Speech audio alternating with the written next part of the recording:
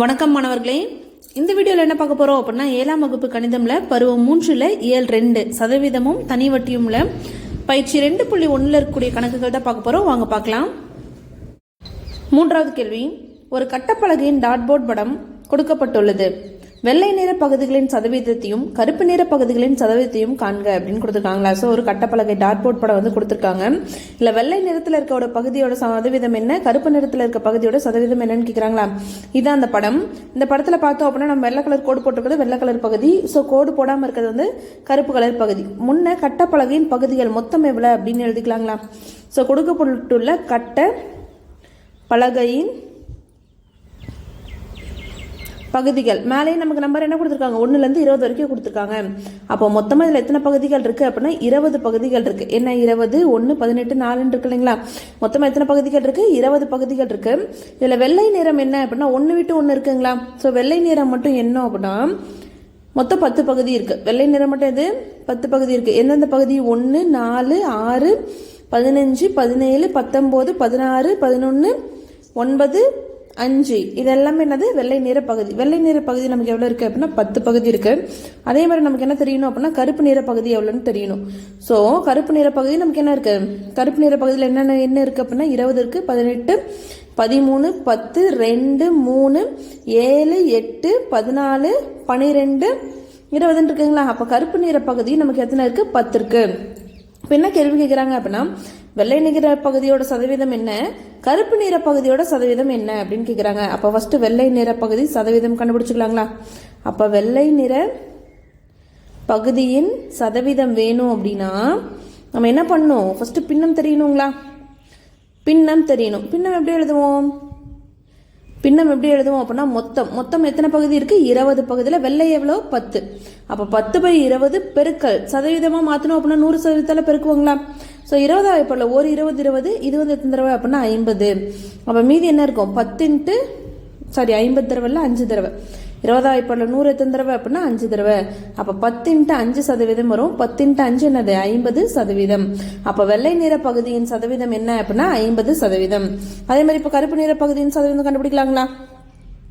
அப்போ கருப்பு நிற பகுதியின் சதவீதம், கருப்பு நிற பகுதி சதவீதம் வேணும் அப்படின்னா ஃபர்ஸ்ட் பின்னம் எழுதணும். மொத்தம் 20 பகுதி இருக்கு. அதில் கருப்பு நிறம் எவ்வளோ 10 சதவீதமாக மாற்றணும் அப்படின்னா பெருக்கல் 100% போடுவாங்களா. அதே 20 வாய்ப்பாடில் ஒரு 20 5 தடவை என்ன வரும் நமக்கு 100 வரும். அப்போ மீதி என்ன இருக்கும் 10 × 5% இருக்கும். ஸோ 10 பெருக்கல் 5% என்னது 50%. அப்போ இதுலேருந்து என்ன தெரியுது, ஃபர்ஸ்ட் கேள்வி வெள்ளை நிற பகுதியின் சதவீதமும் 50% தான். ரெண்டாவது கேள்வி கருப்பு நிற பகுதியின் சதவீதமும் என்னது 50% தான். அடுத்த 4வது கேள்வி, பின்வரும் ஒவ்வொரு பின்னத்தையும் சதவீதமாக மாற்றுக அப்படின்னு கொடுத்துருக்காங்க. இங்கே இருக்கக்கூடிய ஒவ்வொரு பின்னத்தையும் நம்ம என்னவா மாற்றுறோம், சதவீதமாக மாற்றுங்க அப்படின்ட்டு இருக்காங்க. அப்போ சதவீதமாக மாற்றணும் என்ன பண்ணணும், கொடுத்துருக்க பின்னத்தை 100% பெருக்குவோங்களா. அப்போ 100% பெருக்கிறோம். ஸோ 50வது வாய்ப்பாடில் ஓர் 50, 50, 2 50 என்னது நமக்கு 100ன்னு வந்துடும். அப்போ 36 பெருக்கல் 2 கண்டுபிடிக்கணுங்களா. 6 2 12 மீதி 1 3 2 6 + 1 7. அப்போ இதோட சதவீதம் என்ன அப்படின்னா 72%. அப்போ பின்ன 36/50 சதவீதமாக மாற்றணும் அப்படின்னா 72%. ரெண்டாவது கேள்வி 81/30ங்களா. அப்போ இது சதவீதமாக மாற்றணும், பின்னத்தை சதவீதம் மாற்றணும் என்ன பண்ணும் பெருக்கல் 100% போடுவாங்களா. 30 100 ஒரே வாய்ப்பாடில் வராது. ஆனால் 0 0 என்ன ஆகிடும், கேன்சல் ஆகிடும். 3 81 ஒரே வாய்ப்பாடில் வரும். ஸோ 3 81 என்ன வாய்ப்பாடில் வரும் அப்படின்னா 3ஆம் வாய்ப்பாடில் 3 2 6 மீதி 2 1 கீழே இறக்கணும் அப்படின்னா 7 தடவை என்னது 21 வருங்களா. ஸோ அப்போ 3ஆம் வாய்ப்பாடில் ஒரு 3 3 27 தடவை 81 வருது. மீதி என்ன இருக்குது 27 பெருக்கல் 10% இருக்குது. 27 பெருக்கல் 10 என்னது 270%ன்னு வந்துடும். ஸோ 270%. அடுத்து 3வது கேள்வி 42/56 இந்த பின்னத்தை சதவீதம் மாற்ற சொல்லியிருக்காங்க. அப்போ பெருக்கல் 100% போடுவாங்களா. பெருக்கல் 100% அப்படின்னு போடுவோம்.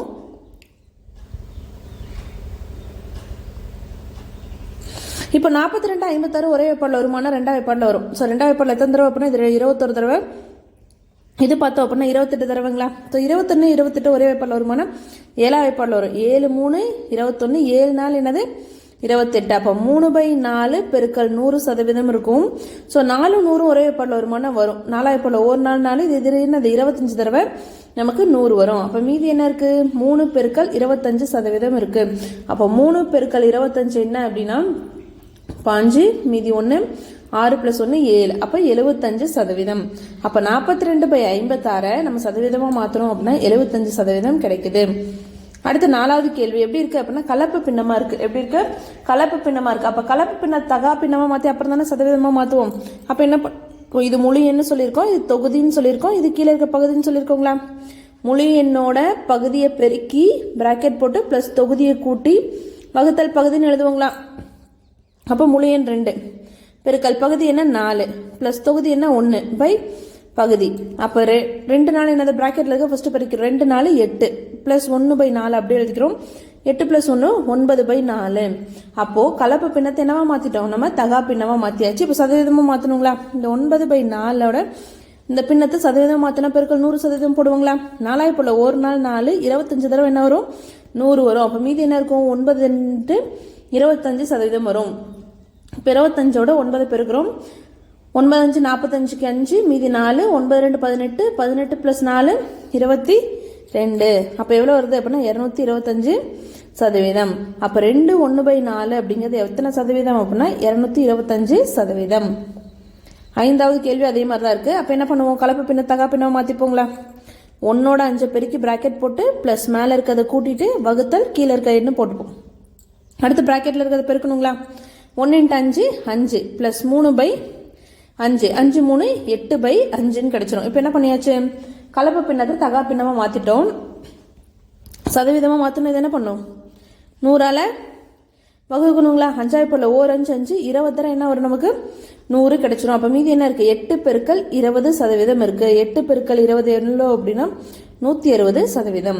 அப்போ 1 3/5 நம்ம சதவீதமாக மாற்றணும் அப்படின்னா 160%ன்னு வருது. அடுத்த 5வது கேள்வி. அன்பு ஒரு தேர்வில் 500க்கு 436 மதிப்பெண்கள் பெற்றார் எனில் அவர் பெற்ற மதிப்பெண்களின் சதவீதத்தை கூறுக அப்படின்னு கொடுத்துட்டாங்களா. என்ன கொடுத்துருக்காங்க அப்படின்னா அன்பு அப்படிங்கிறவர் என்ன பண்ணுறாருங்களா ஒரு தேர்வில் தேர்வுக்கு எத்தனை மார்க்கு 500 மார்க் 500 மார்க்கு 436 மார்க் வாங்கிட்டாருங்களாம். அவர் பெற்ற மதிப்பெண்களின் சதவீதத்தை கூறுகன்னு கொடுத்துட்டாங்களா. ஃபர்ஸ்ட் பின்னம் எழுதணும். ஃபர்ஸ்ட் என்ன பண்ணும் பின்னம் எழுதணும் அப்படின்னா மொத்த மார்க் என்ன 500 அதை கீழே போட்டுக்கணும். அவர் எடுத்த மார்க் என்ன 436 அது மேலே போட்டுக்கிறோம். பின்னம் எழுதியாச்சுங்களா. ஸோ பெற்ற மதிப்பெண்களின் சதவீதத்தை கூறுகன்னு கொடுத்துட்டாங்களா. அப்போ மதிப்பெண்களின் சதவீதம் தான் நம்ம கண்டுபிடிக்கணும்.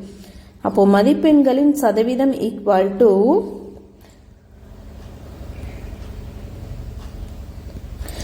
பின்னத்தோட என்ன பண்ணுவோம் 100% பெருக்குவோங்களா. பின்னம் பெருக்கல் 100%. ஸோ 500 பார்த்தீங்க அப்படின்னா 100 வாய்ப்பாடில் 5 தடவை. இது எத்தனை தடவை ஒரு தடவைங்களா. அப்போ மீதி என்ன இருக்கும் 436/5% இருக்கு. 436/5% இருக்குங்களா. இப்போ 436 என்ன பண்ணோம் 5ஆல் வகுக்கணும். 436 5ஆல் வகுக்கிறோம். அப்போ என்ன வரும் 5 வாய்ப்பாடில் 8 40 மீதி 3 இந்த 6 கீழே இருக்கிறோம். ஸோ இந்த 6 கீழே இருக்கணும் அப்படின்னா நமக்கு என்ன கிடைக்கும் 7 5 35 கிடைச்சிடும். மீதி 1 இருக்கும். ஸோ புள்ளி வச்சுக்கிறோம். 5 வாய்ப்பாடில் 1 வராது. அப்போ புள்ளி வச்சதுனால ஒரு 0 போட்டுக்கிறோம். 2 10 அப்படின்னு கிடைச்சிருங்களா. ஸோ இப்போ எவ்வளோ வருது 87.2%. 87.2% கிடைச்சிருக்குங்களா. அப்போ தேர்ஃபோர் மதிப்பெண்களின் சதவீதம் அதான கேள்வியில் கேட்டிருந்தாங்க. அவர் எடுத்த மதிப்பெண்களின் 100%க்கு எவ்வளோ எடுத்திருக்கிறாரு மதிப்பெண்களின் சதவீதம் ஈக்குவல் டு 87.2% வாங்கியிருக்காங்க. இந்த வீடியோவில் உங்களுக்கு ஏதாவது டவுட் இருந்துச்சு அப்படின்னா கமெண்ட்ல கேளுங்க. தேங்க்ஸ் ஃபார் வாட்சிங்.